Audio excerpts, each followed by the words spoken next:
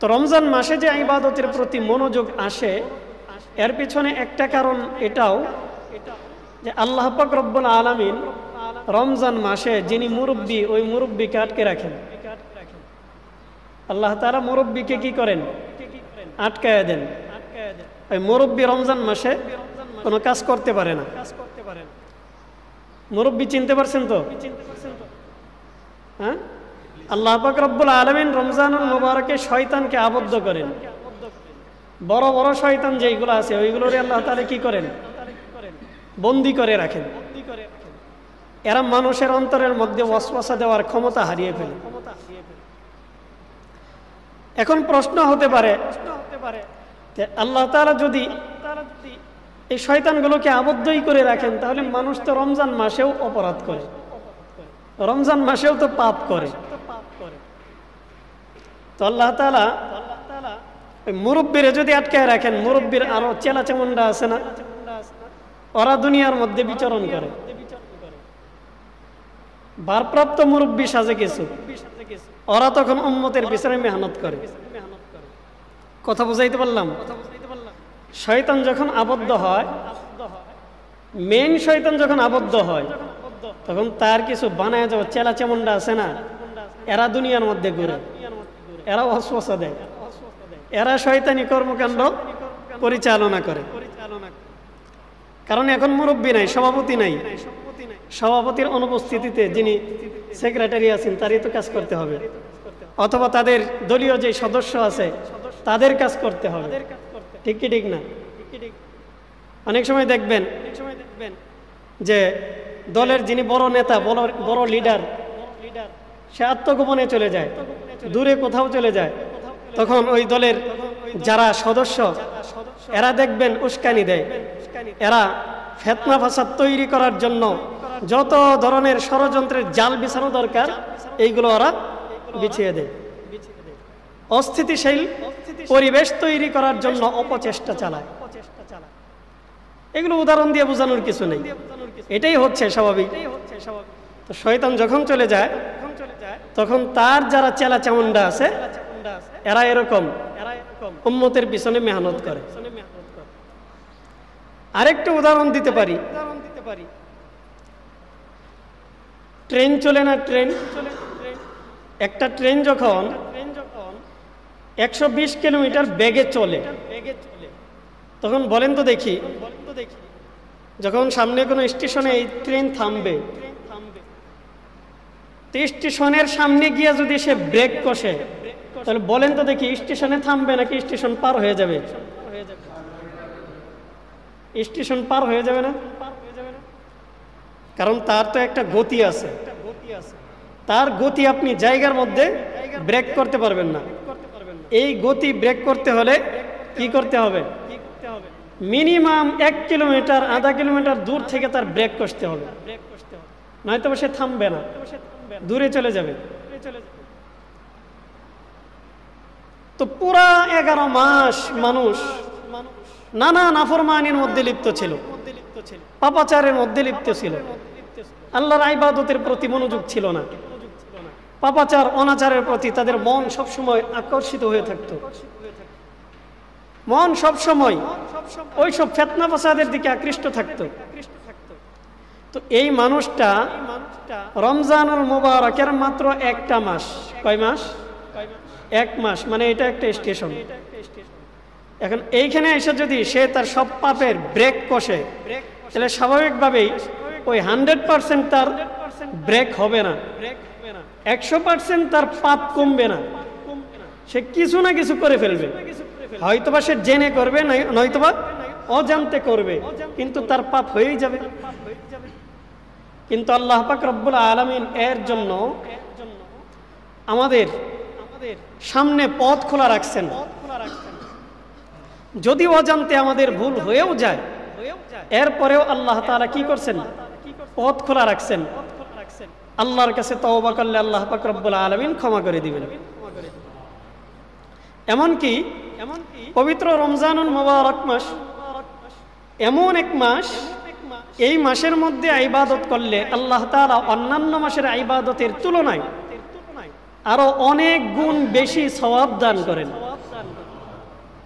এগুলো সব হাদিসের কথা।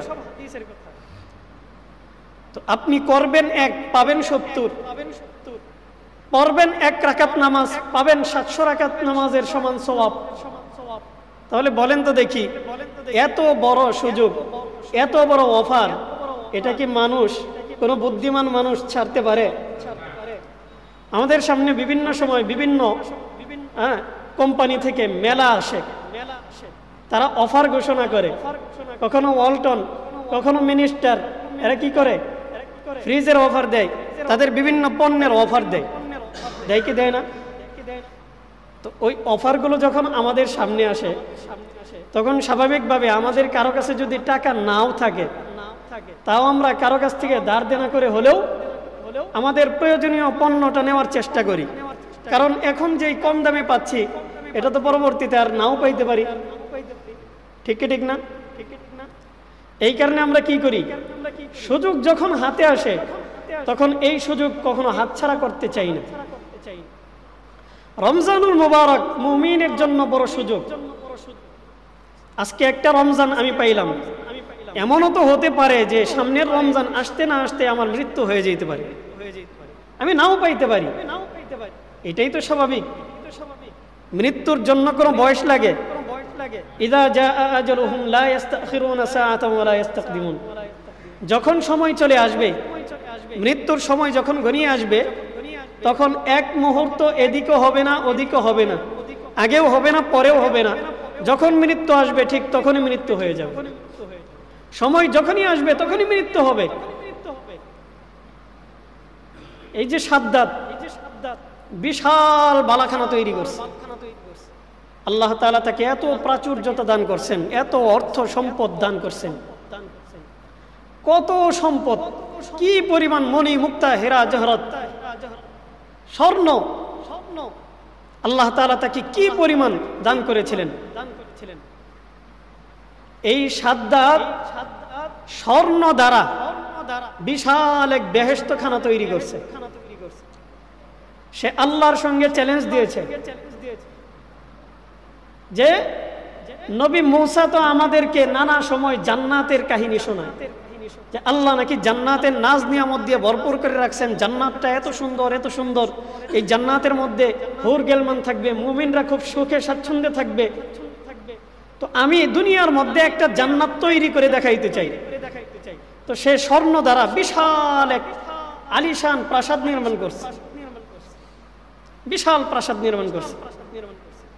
সে মুমিনদেরকে চ্যালেঞ্জ দিয়েছে, দেখো আমি যেই জান্নাত তৈরি করছি, প্রাসাদ নির্মাণ করছি, এই প্রাসাদের মধ্যে একবার যদি তুমি ঢোকো তাহলে জিন্দেগিতে বের হইতে মন চাবে না। তোমরা যেই জান্নাতের কাহিনী শোনাও, তোমাদের জান্নাতের চাইতে আমার জান্নাত আরো অনেক বেশি সুন্দর। বলেন নাউজুবিল্লাহ। এই জান্নাতে একবার ঢুকেই দেখো না, কত সুখ, কত স্বাচ্ছন্দ্য, কত শান্তি। সে কার বিরুদ্ধে গিয়ে জান্নাত তৈরি করছে? আল্লাহর বিরুদ্ধে গিয়ে।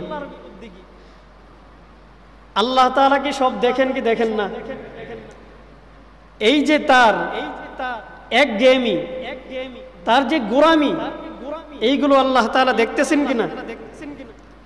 আল্লাহ পাক রব্বুল আলামিন ঠিক করে রাখছেন, ঠিক আছে বানাও, যত পারো একে সাজসজ্জা করো, যত পারো এর মধ্যে যত ধরনের নাজ নিয়ামত আছে দুনিয়ার মধ্যে সব ঢুকাও, ঢুকাইতে থাকো। আল্লাহ তাআলা তাকে ফুরসত দিয়েছেন, ঢুকাও। সে তার জান্নাতটাকে এত সুন্দর করে সাজাইছে। সব কিছু কমপ্লিট হওয়ার পর যেদিন সে তার জান্নাতের মধ্যে যাবে, ওই দিন সবে মাত্র সে জান্নাতের দিকে, জান্নাতের দরজার মধ্যে পাটা ঢুকাবে, পাটা মাত্র ঢুকাবে, ঠিক এই মুহূর্তে তার সামনে একজন এসে হাজির। কি ভাই তুমি আমার পথ আগলাইলা কেন? বলতেছে তোমার আর সামনে যাওয়ার কোনো পারমিশন নেই, তোমার এত বড় সাহস, আমি জান্নাত বানাইলাম, এত বড় অট্টালিকা আমি তৈরি করলাম, এই প্রাসাদের মধ্যে এত নাজ নিয়ামত আমি ঢুকাইলাম, আমি এত কিছু করলাম, অথচ আমার ঘরের মধ্যে আমার ঢোকার কোনো পারমিশন নাই, তুমি কোত্থেকে আসছো? সামনে উপস্থিত ব্যক্তি বলতেছেন, আমি অন্য কেউ নই, আমি হলাম মালাকুল মাউত। এই মুহূর্তে আল্লাহর পক্ষ থেকে নির্দেশ এসেছে, তোমার জান নেওয়ার জন্য আমি আসছি। আল্লাহ পাকের ফয়সালা হইছে, সে জান্নাত বানাইছে, কিন্তু জান্নাতে ঢোকার মতো কোনো চান্স পায় নাই। পা ঢুকাবে, আল্লাহ তাআলা এই জায়গার মধ্যে ব্রেক কষে দিছেন যে এবার আর চাইলেই তুমি সামনে যাইতে পারবা না, হাইড্রোলিক ব্রেক করে দিলাম, এখানেই তোমার জিন্দেগির খতম, আর সামনে যাওয়ার কোনো সুযোগ নেই। আল্লাহ পাক রব্বুল আলামিন ফেরেশতা পাঠাইলেন, হযরতে আজরাইল এসে তার জীবনটা নিয়ে গেলেন। তাহলে বলেন তো দেখি, সে এত কিছু করলো, সে কি কখনো চিন্তা করতে পারছিল যে আমি এত সুন্দর বালাখানা তৈরি করলাম, এই বালাখানার মধ্যে আমার তো ঢোকার কোনো সুযোগ নেই? সেটা ভাবতে পারছে? ভাবতে পারে নাই। আল্লাহ তাআলা তার জিন্দেগির খতম করে দিয়েছেন, জান্নাতে ঢোকার আর সুযোগ হয়নি। এটাই হচ্ছে দুনিয়া। দুনিয়া থেকে এভাবেই যাওয়া লাগবে। আমি বসে আছি, এমনও হতে পারে এখান থেকে আমি নামতে নাও পারি। আল্লাহর বান্দা দাঁড়িয়ে খুতবা দিতেছেন, একজন বড় আলেম, মসজিদের ইমাম খতিব খুতবা দিচ্ছেন দাঁড়িয়ে দাঁড়িয়ে। তিনি যখন লা ইলাহা ইল্লাল্লাহ বলেছেন খুতবার মধ্যে, বলার সঙ্গে সঙ্গে তার মৃত্যু হয়ে গেছে, তিনি পড়ে গেছে। কত সুন্দর মৃত্যু! মানুষ তো এমনটাই চায়, সবাই তো চায় যে আমার মৃত্যু যেন ঈমানের হালতে হয়, আমার মৃত্যুটা যেন সুন্দরভাবে হয়, আমি যেন এমন ভাবে মরতে পারি দুনিয়ার মানুষ যেন আমার পক্ষে সাক্ষী দেয় যে এই ব্যক্তি নিঃসন্দেহে জান্নাতি। সবাই তো এমনটাই চায়। তো মৃত্যু আসার জন্য কোনো টাইম টেবিল নাই, যে কোনো মুহূর্তে আসতে পারে, আপনার কাছে বলে কয়ে আসবে না। জামালপুরে এক মসজিদের ইমাম সাহেব, উনি এক ঘটনা বর্ণনা করেছেন। উনি বলতেছেন যে আমি ওযু করতেছি, মসজিদে মুয়াজ্জিন সাহেব আযান দিতেছেন, হঠাৎ করে আশহাদু আল্লা ইলাহা ইল্লাল্লাহ বলার পর হঠাৎ করে মসজিদের মাইক অফ, সাউন্ড অফ হয়ে গেছে। তো আমি ওযু শেষ করে উপরে গেলাম, গিয়া দেখি মুয়াজ্জিন সাহেব এই মাইক্রোফোনের কাছে মুয়াজ্জিন সাহেব শুয়ে আছেন, মাইকের সেট অন আছে, অথচ মুয়াজ্জিন সাহেব শুয়ে আছেন। আমি গেলাম, মুয়াজ্জিন সাহেবকে ডাক দিলাম, মুয়াজ্জিন সাহেবের কোনো সারা শব্দ নাই। যখন তাকে নাড়া দিলাম, শরীরের মধ্যে হাত দিলাম, তখন দেখি আল্লাহ পাকের বান্দা আল্লাহর ডাকে সাড়া দিয়ে চলে গেছে। কত সুন্দর মৃত্যু! আযান দিতেছেন, আল্লাহর নাম মুখে উচ্চারণ করতে করতে দুনিয়া থেকে বিদায় নিয়েছেন। এর চাইতে সুন্দর মৃত্যু আর কি হতে পারে?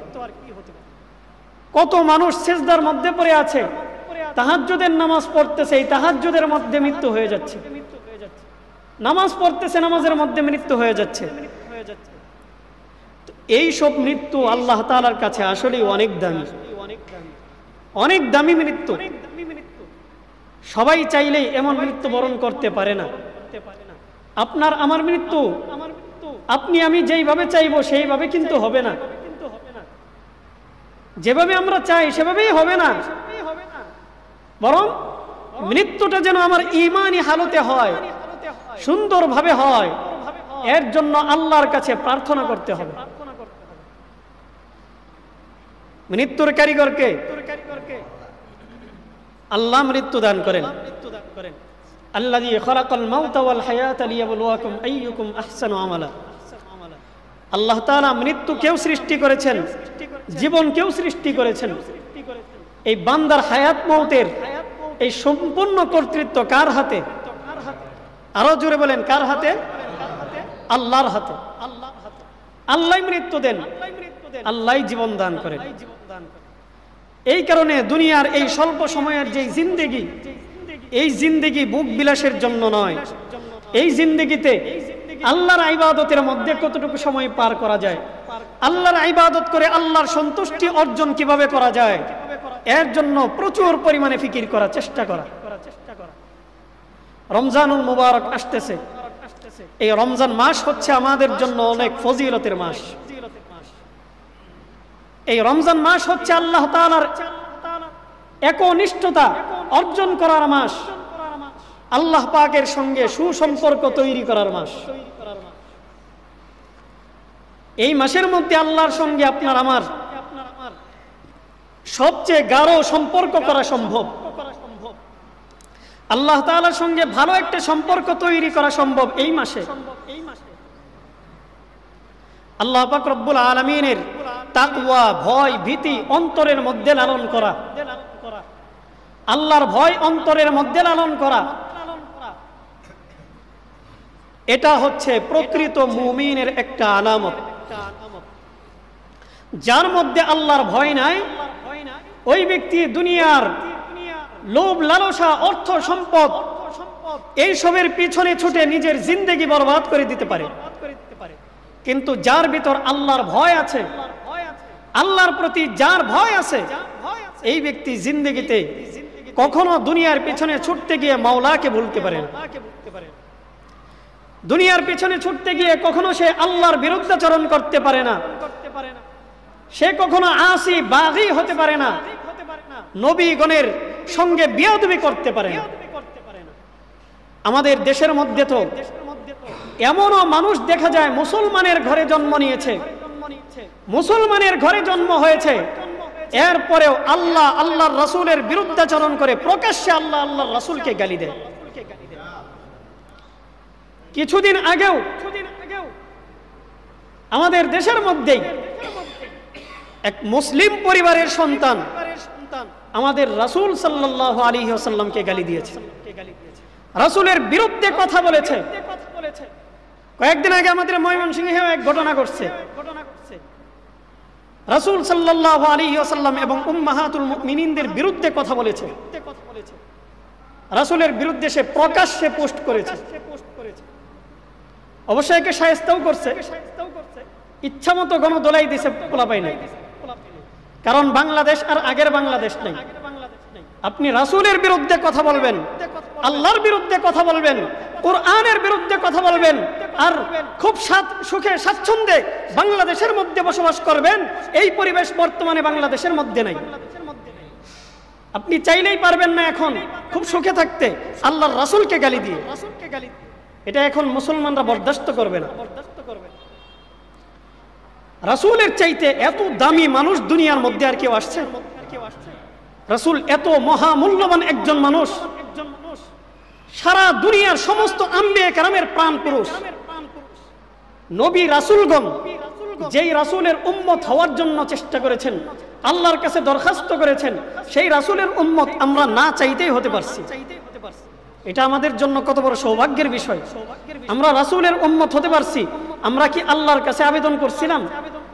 আল্লাহর কাছে কখনো বলছিলাম যে আল্লাহ আপনি আমাদেরকে মুহাম্মাদুর রাসূলুল্লাহ সাল্লাল্লাহু আলাইহি ওয়াসাল্লামের উম্মত বানান? বলছিলাম? এরপরেও আল্লাহ তাআলা নিজ থেকে আমাদেরকে মুহাম্মাদুর রাসূলুল্লাহর উম্মত বানাইছেন। শুকরিয়া আদায় করা উচিত। সেই জায়গায় আজকে মুসলমানের সন্তানরা রাসূলের উম্মত হওয়ার পরেও রাসূলের বিরুদ্ধাচরণ করে, রাসূলের বিরুদ্ধে কথা বলে, রাসূলকে গালি দেয়, রাসূলের বিরুদ্ধে তারা ষড়যন্ত্র আঁকে। কত বড় দুঃসাহস! তো যেই রাসূল আমাদের জন্য এত বড় নিয়ামত, আল্লাহ পাক কুরআনুল কারীমের মধ্যে ঘোষণা করেছেন যে তোমাদের জন্য আমি দুইটা বড় নিয়ামত দান করেছি। কয়টা বড় নিয়ামত? দুইটা বড় নিয়ামত। এই দুই বড় নিয়ামতের মধ্যে একটা নিয়ামত হচ্ছে তোমরা মুসলমান হতে পেরেছো। তোমরা মুসলমান হতে পেরেছো, এটা তোমাদের জন্য অনেক বড় নিয়ামত আমার পক্ষ থেকে। আরেকটা বড় নিয়ামত আছে, সেটা হলো তোমাদেরকে আমি আমার সবচেয়ে প্রিয় মানুষ, সবচেয়ে প্রিয় বান্দা, আমার আখিরি পয়গম্বর মুহাম্মাদুর রাসূলুল্লাহর উম্মত বানিয়েছি। সুবহানাল্লাহ। তো আল্লাহ পাক রব্বুল আলামিন এই বড় বড় দুইটা নিয়ামত আমাদেরকে দিলেন, আমাদেরকে দান করলেন। পূর্ববর্তী নবীদের উম্মতদেরকে আল্লাহ তাআলা একটা বড় নিয়ামত দিয়েছেন, আরেকটা দেন নাই। আমাদেরকে দুইটাই দিয়েছেন। পূর্ববর্তী উম্মতদেরকে আল্লাহ তাআলা একটা দিয়েছেন, তাদেরকে মুসলমান বানিয়েছেন, কিন্তু আখিরি নবীর উম্মত বানান নাই। আর আমাদেরকে মুসলমানও বানিয়েছেন, আবার আখিরি নবীর উম্মতও বানিয়েছেন। শুকরিয়া আদায় করা উচিত। অথচ মুসলমানের ঘরে জন্ম নিয়ে আজকে আমরা দিন থেকে এতটাই বিমুখ, দ্বীনের ব্যাপারে এতটাই গাফেল, আমরা কখনো দ্বীনের ব্যাপারে দ্বীনের বিরুদ্ধাচরণ করতে গিয়ে কোনো ধরনের পরোয়া করি না, কোরআন সুন্নাহর পরোয়া করি না, আল্লাহ আল্লাহর রাসূলের বিরুদ্ধে যখন কথা বলি কোনো ধরনের পরোয়া করি না। কি আশ্চর্য বিষয়! এই কারণে সব সময় সতর্ক থাকা। শাতিমে রাসূলের একটা মাত্র শাস্তি, সেটা হলো তাকে মৃত্যুদণ্ড দিতে হবে। যারা শাতিমে রাসূল, রাসূলকে যারা গালি দিবে, রাসূলের বিরুদ্ধে যারা কথা বলবে, তাদের ব্যাপারে একটাই ফাইসালা, শরীয়তের ফাইসালা। আমি নিজস্ব কোনো ফাইসালা শোনাচ্ছি না, শরীয়তের ফাইসালা, তার একটাই ফাইসালা যে তার মৃত্যুদণ্ড কায়েম করতে হবে। স্পষ্ট কথা। এখন যদি কোন শাতিমে রাসূল আপনার সামনে দিয়ে ঘুরে বেড়ায়, আপনি তার কল্লা উড়িয়ে দেওয়ার অধিকার রাখেন। হ্যাঁ, দেশের সংবিধান হিসেবে আপনি এই অধিকার হারিয়ে ফেলছেন।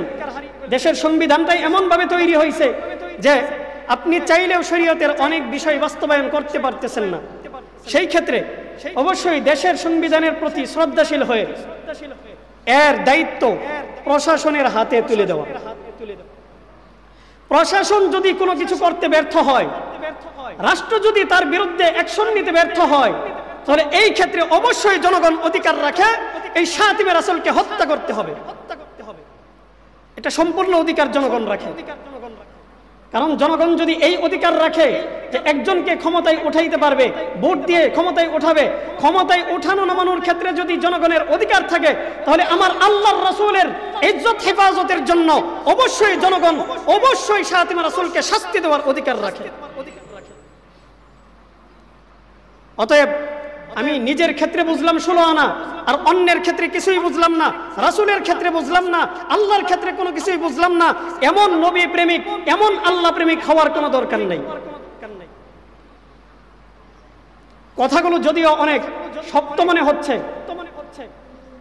বলতে পারেন যে এগুলো তো রাজনীতির কথা হচ্ছে।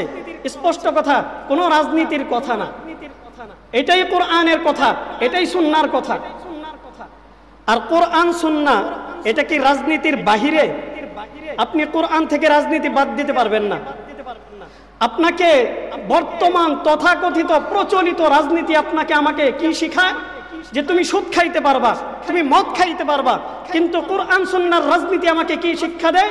তুমি সুদ খাইতে পারবা না, সুদ খাওয়া তোমার জন্য হারাম, তুমি হারাম খাইতে পারবা না, হারাম তোমার জন্য সম্পূর্ণ নিষিদ্ধ।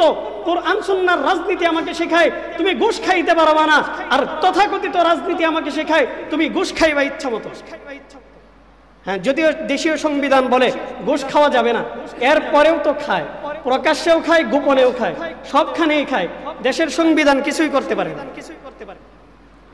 তো কোরআন সুন্নাহ দেখেন, এই যে যারা মিস্ত্রি অনেক ধরনের, অনেক ক্যাটাগরির মিস্ত্রি আছে। যারা কাঠের কাজ করে এদেরকে বলা হয় কাঠ মিস্ত্রি, ঠিক কি ঠিক না? বিভিন্ন ক্যাটাগরির মিস্ত্রি আছে। এই যে যারা এরকম কনস্ট্রাকশনের কাজ করে, বিল্ডিং এর কাজ করে, এদেরকে কি মিস্ত্রি বলে? জুড়ে বলেন, এদেরকে কি মিস্ত্রি বলে? রাজমিস্ত্রি। হাঁস আছে না? হাঁস দেখবেন, ছোট ছোট যে দেশি হাঁস আছে, এইগুলোকে আমরা কি বলি? হাঁস। কোনটা আছে পাতি হাঁস, পাতি হাঁস। আবার আরেকটা আছে, ওইটা হলো বড় হাঁস, ওইটার নাম কি? রাজহাঁস। তাহলে মিস্ত্রির মধ্যে যারা সবচেয়ে কঠিন কাজটা করে, বড় মিস্ত্রি, এদেরকে বলা হয় কি? রাজমিস্ত্রি। হাঁসের মধ্যে যে হাঁসটা হইতেছে সবচেয়ে বড়, ওই হাঁসটাকে কি হাঁস বলা হয়? রাজহাঁস। অতএব নীতির মধ্যে যেই নীতি সবচেয়ে বড়, ওই নীতিকে বলা হয় রাজনীতি। কথা কি বুঝাইতে পারলাম? নীতির মধ্যে যেই নীতি সবচেয়ে বড়, যেই নীতির ঊর্ধ্বে আর কোনো নীতি থাকতে পারে না, সেই নীতিটাই হচ্ছে রাজনীতি। অতএব কোরআন সুন্নাহর নীতি হচ্ছে সবচেয়ে বড় নীতি, কোরআন সুন্নাহর নীতি হচ্ছে আসল নীতি, কোরআন সুন্নাহর নীতি হচ্ছে ইসলামের নীতি, আর এই নীতিকেই বলা হয় রাজনীতি। কথা কি বুঝাইতে পারলাম? অতএব কেউ এমনটা মনে করবেন না যে কোরআন সুন্নাহর বাহিরে মনে হয় রাজনীতি। রাজনীতি কোরআন সুন্নাহর বাহিরে না। আমার রাসূলও দেশ চালাইছেন, আমার সাহাবায়ে কেরামও দেশ চালাইছেন, আমাদের অনেক বড় বড় আউলিয়া কেরামও দেশ চালাইছেন। দেশ চালানো আর রাজনীতি দুইটা এক কথা না। দেশ চালানো এবং রাজনীতি এগুলো কি এক? খেলাফত এগুলো কি এক জিনিস? কিন্তু আমরা যে তথাকথিত রাজনীতি বুঝাই, তথাকথিত রাজনীতি, এটা কিন্তু ভিন্ন কথা। কারণ এইটার মধ্যে আপনার 2 নাম্বারই দিয়ে ভরা। 2 নাম্বারই করবেন, কারো কোনো পারমিশন লাগবে না।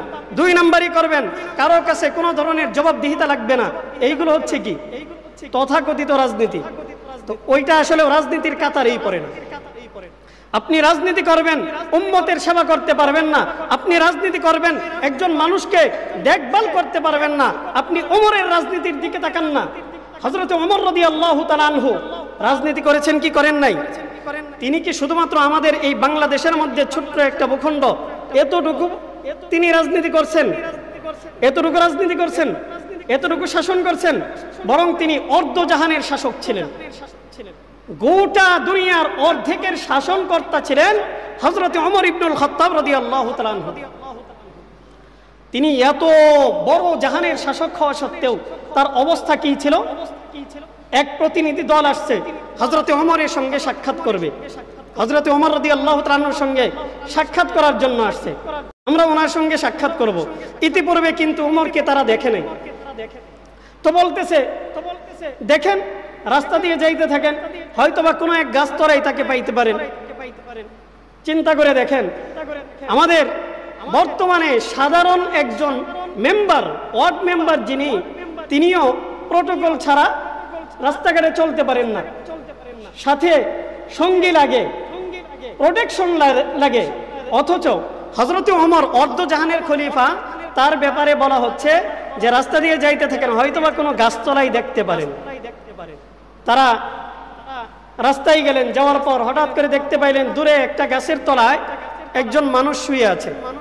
গেলেন, ভাই ডাক দিলেন, কি হয়েছে?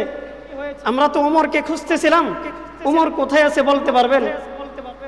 ওমর রাদিয়াল্লাহু তাআলা আনহু তখন চাটাইয়ের উপর বসা ছিল। একটা চাটাই বিছানো গাছতলায়, এই চাটাইয়ের মধ্যে শুয়ে শুয়ে তিনি ঘুমাইতেছিলেন, একটু বিশ্রাম নিচ্ছিলেন। ওমর উঠে বলতেছেন যে হ্যাঁ, ওমর তো এখানেই আছে। কোথায়? ওমরকে তো দেখতে পাচ্ছি না। এই যে আপনাদের সঙ্গে যে কথা বলতেছে, আমি হলাম ওমর। সুবহানাল্লাহ। ওমর রাদিয়াল্লাহু তাআলা আনহু বলতেছেন, আমি হলাম ওমর। একজন অর্ধজাহানের শাসক, তার অবস্থা হচ্ছে তাকে মানুষ দেখলে চিনতে পারে না। তো তাদের শাসনগুলো দেখেন, তারা উম্মতের জন্য মেহনত করেছেন, উম্মতের প্রতি দরদি ছিলেন, জনগণের খোঁজ খবর নিতেন, জনগণের বাড়িতে বাড়িতে গিয়ে রাত্রের ঘুম হারাম করে দিয়ে তারা জনগণের বাড়িতে বাড়িতে গিয়ে খোঁজ নিতেন যে কে কেমন আছে। এটাই হচ্ছে ইসলাম, এটাই ইসলামের সৌন্দর্য। আপনি আমি, আল্লাহ তাআলা আমাদেরকে একটু নিয়ামত দিয়েছেন, আমাদেরকে অর্থ সম্পদ দান করেছেন। এখন আপনার আমার দায়িত্ব হচ্ছে যাদেরকে আল্লাহ তাআলা দুর্বল বানিয়ে দিয়েছেন এদের জন্য কিছু করা, এদের খোঁজ খবর নেওয়া, এরা কিভাবে দিনাতিপাত করছে, দিন কিভাবে পরিচালনা করছে, এরা তাদের ফ্যামিলিকে কিভাবে পরিচালনা করছে, এইগুলো দেখভাল করা আপনার আমার দায়িত্ব। এটাই হচ্ছে ইসলামের সৌন্দর্য। তো ইসলামের বহু সৌন্দর্য। মূল আলোচনা যেটা করতে চাচ্ছিলাম, আলোচনা এদিকে চলে আসছি। ইসলামের যে সৌন্দর্য, এই সৌন্দর্যটা হালকা একটু বোঝানোর জন্য যে আজকে আমরা যে এই নিয়ামত পেয়েছি, ইসলামের এত বড় নিয়ামত যে আমরা পেয়েছি, এই নিয়ামত পাওয়ার পর যদি আমরা কদর না করি, আমাদের চাইতে এত বড় নিমক হারাম আর কেউ মনে হতে পারে না। আল্লাহ তাআলা আমাদেরকে না চাইতেই মুসলমান বানিয়েছেন। চাইলেই আল্লাহ তাআলা পারতেন আমাদেরকে কোনো হিন্দুর ঘরে জন্ম দিতে। আল্লাহ তাআলা চাইলে আমাদেরকে পারতেন খ্রিস্টান বানাতে, পারতেন কি পারতেন না? কথা বলেন, পারতেন কি পারতেন না? এরপরেও আল্লাহ তাআলা আমাদেরকে মুসলমান বানিয়েছেন। চিন্তা করেন, আপনি আমি সব সময় কিন্তু এই কথাটা বলি যে ইসলাম হচ্ছে মানবতার ধর্ম। ইসলাম কিসের ধর্ম? আরো জোরে বলেন, ইসলাম কিসের ধর্ম? মানবতার ধর্ম। ইসলাম মানবতার ধর্ম, এটা তো আপনি আমি আমরা সবাই মানি, তো সবাই মানি, কিন্তু আসলেও আপনার আমার ভিতর মানবতা কতটুকু আছে? আপনি আমি মানবতার দৃষ্টান্ত কতটুকু রাখতে পারলাম? এটা একবার ভাবছি, এটা একবার চিন্তা করছি যে আসলেও তো ইসলাম মানবতার ধর্ম। ইসলাম একটা ধর্ম। এই ধর্ম কি আপনাকে মানবতার চর্চা করবে, নাকি এই মানবতার চর্চা ইসলাম ধর্ম আমাকে শিখিয়ে দিয়েছে, ইসলাম ধর্ম আমাকে দেখিয়ে দিয়েছে? এটা চর্চা করার জন্য মানুষ লাগবে, চর্চা করার জন্য মানুষ লাগবে। ধর্ম এটা তো দেখা যায় না, ধর্ম এটা ধরাও যায় না, ধর্মটাকে ছোঁয়াও যায় না, ঠিক কি ঠিক না? ধর্মের কি কোনো আকার আকৃতি আছে? তো ধর্মটাকে আপনি ধরতে পারতেছেন না। ধর্ম সরাসরি আইসা তো আপনাকে বলে দিবে না যে তুমি এই কাজটা করতেছো এটা রং, তুমি ওইটা করতেছো ওইটা রাইট। ধর্ম তো আপনাকে বলবে না, এটা চর্চা করতে হবে, আমাদের কাজে পরিণত করতে হবে। আর কাজে পরিণত করতে হলে মানুষের দ্বারাই করতে হবে, কোনো জীবজন্তু করবে না। কোন নবী রাসূলগণ তো আসবেন না, আসবেন? কোন নবী রাসূলগণ যদি আসতেন তাহলে তারা হয়তো আল্লাহর পক্ষ থেকে সরাসরি ওহী নিয়ে এসে আমাদেরকে বলে দিতেন, বুঝিয়ে দিতেন, শিখিয়ে দিতেন যে তোমরা এই কাজটা এমনি করো, ওই কাজটা অমনি করো, তোমরা ইসলামটাকে এইভাবে চর্চা করো। কিন্তু নবী রাসূলগণ তো দুনিয়াতে আসবেন না। এই ধর্মটাকে শিখে ওইটাকে চর্চা করার দায়িত্ব হচ্ছে আমাদের। ইসলামটাকে চর্চা করতে হবে। মানবতার ধর্ম শুধুমাত্র আমরা মুখে বললাম, অথচ আমরা কাজে কর্মে কোনোভাবেই এটা প্রকাশ করতে পারলাম না, বড়ই দুঃখজনক। তো যেহেতু মানবতার ধর্ম ইসলাম, অতএব মানবতা আমার কাজে কর্মে আমার সর্বক্ষেত্রে এটা প্রকাশ করতে হবে, স্পষ্ট করে দিতে হবে, বিধর্মীদের সামনে বুঝিয়ে দিতে হবে, দেখো ইসলাম আসলেও মানবতার ধর্ম। এই ধর্মের মধ্যে যারাই আসে, যাদের প্রবেশ এই ইসলাম ধর্মের মধ্যে ঘটে, তারাই সোনার মানুষে পরিণত হয়ে যায়। এটা আমার কাজে কর্মে পরিণত করে দেখাতে হবে, তাহলেই তো আমি প্রকৃত মুসলমান। তো আল্লাহ পাক রব্বুল আলামিন আমাদের উপর রমজানুল মুবারকের রোজাকে ফরজ করেছেন। আল্লাহ তাআলা বলেছেন, ইয়া আইয়ুহাল্লাযীনা আমানু কুতিবা আলাইকুমুস সিয়াম কামা কুতিবা আলাল্লাযীনা মিন ক্বাবলিকুম লাআল্লাকুম তাত্তাকুন। আমি তোমাদের উপর রোজাকে ফরজ করেছি যেই রকম ভাবে পূর্ববর্তী উম্মতদের উপর আমি রোজাকে ফরজ করেছিলাম। আমি তোমাদের উপর রোজা ফরজ করেছি। কেন ফরজ করেছি? আল্লাহ তাআলা বলেন, লাআল্লাকুম তাত্তাকুন, যাতে করে তোমরা মুত্তাকি হতে পারো। কি হতে পারো? আরো জোরে বলেন, কি হতে পারো? আরো জোরে, কি হতে পারো? কি হতে হবে? কি হতে হবে? জোরে বলেন। এতবার কেন বলাইলাম জানেন? আমরা তো রোজা রাখি, রোজা তো ঠিকই রাখি, কিন্তু এই রোজার যে মাকসাদ, এই মাকসাদটাই আমরা জানি না।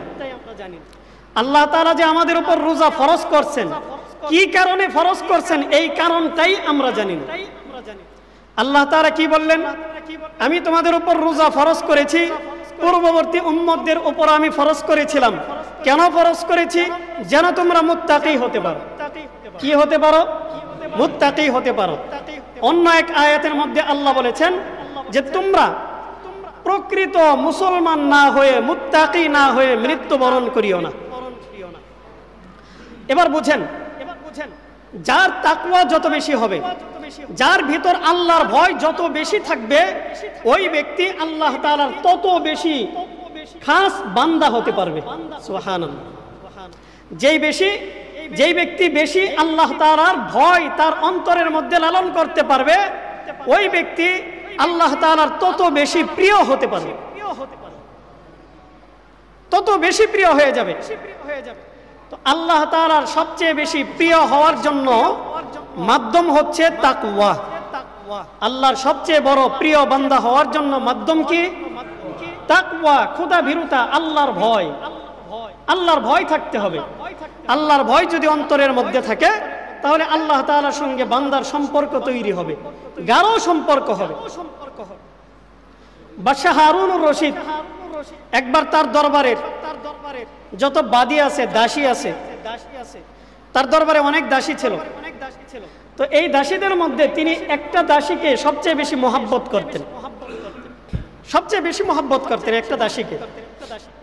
তো যেই দাসীকে বেশি মহব্বত করতেন, ঘটনাক্রমে ওই দাসীর চেহারা সুরত তেমন একটা ভালো না, কুচরি, কালো, দেখতে শুনতে সুশ্রীও না, হ্যাঁ, রূপ লাবণ্য নাই, কিছুই নাই। এরপরেও বাদশা তাকে সবচেয়ে বেশি মহব্বত করে। এখন অন্য সব দাসী যারা আছে এরা ভিতরে ভিতরে জেলাস ফিল করে যে বাদশা কেমন মানুষ, এরকম একটা মানে কুচরি কালো যার দিকে তাকাইলে দ্বিতীয়বার তাকানোর কোনো ইচ্ছাই জাগবো না, এমন একটা মাইয়ার দিকে বাদশা সবসময় খালি তার মনোযোগ আকর্ষণ করে রাখে। এর প্রতি বাদশা আলাদা নজর দেয়। অথচ আমরা এত সুশ্রী, আমরা দেখতে এত সুন্দর, এরপরে বাদশা আমাদের দিকে সারা দিনে একবার ঘুরেও তাকায় না।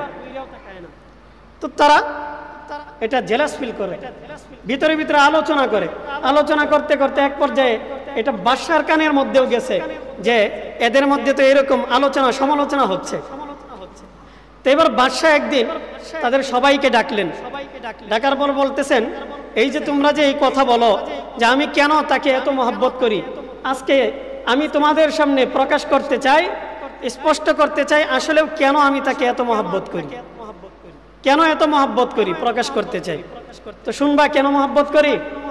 হ্যাঁ বলেন। তো ঠিক আছে, তো এটা প্রকাশ করার আগে আমি তোমাদেরকে বলি, শোনো, আজকে আমি তোমাদের জন্য অফার দিচ্ছি।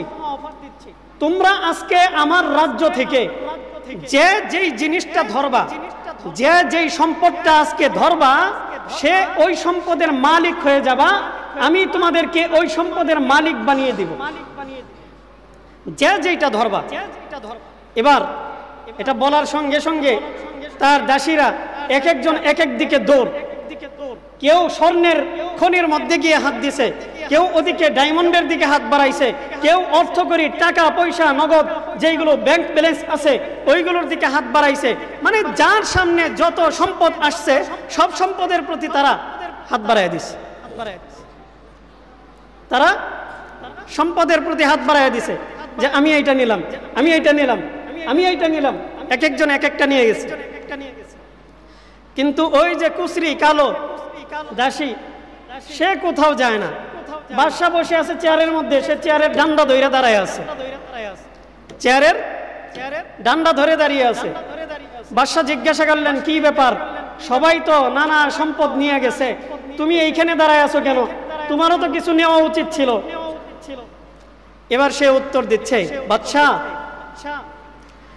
আমার সাথী সঙ্গী যারা আছে এরা তো এক একজন বিভিন্ন সম্পদ নিয়ে গেছে, তারা সেই সমস্ত সম্পদের মালিক হয়ে গেছে, কিন্তু আমি যেই সম্পদটা হাতে নিয়েছি এই সম্পদটা আমি পাওয়ার পর আমি তো মনে করি এই রাজ্যের যত সম্পদ আছে সমস্ত সম্পদের মালিক আমি হয়ে গেছি।